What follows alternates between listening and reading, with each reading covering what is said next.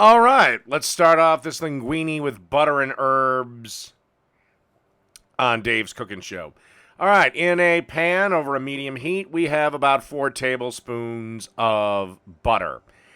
And believe it or not, you have to have everything ready to go. And if you've prepped anything, just chop the herbs, put them in a container. This can be done in literally less than 5 minutes.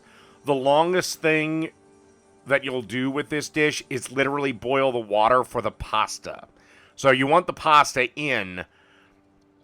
And now, thanks to Cooking Show Magic, we have the butter melted and the herbs are in. The herbs are 4 tablespoons of fresh parsley minced, 4 tablespoons of fresh basil minced, 2 tablespoons, of fresh thyme minced, and 2 tablespoons of fresh oregano minced.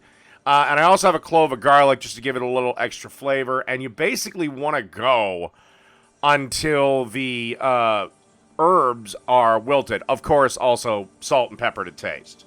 Never forget the salt and pepper. And you want to take the clove out, obviously, before you season it. Like I said, this sauce literally takes 30 seconds, a minute, maybe a minute and a half if you're higher altitude. But yeah, you literally have to have the pasta in the water, ready to go, or this shit's going to burn.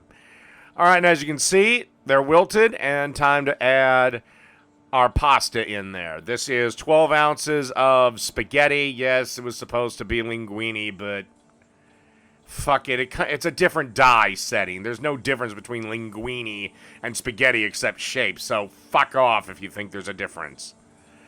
Anyway, just tong it out of the pot. Don't worry about water getting in there. In fact, actually reserve a little bit of pasta water to kind of give you the shape or the consistency, that you're looking for. Adding a little bit there kind of helps it stick with on the pasta too. Remember, the water has a shit ton of starch in it. And again, just go by the consistency you like,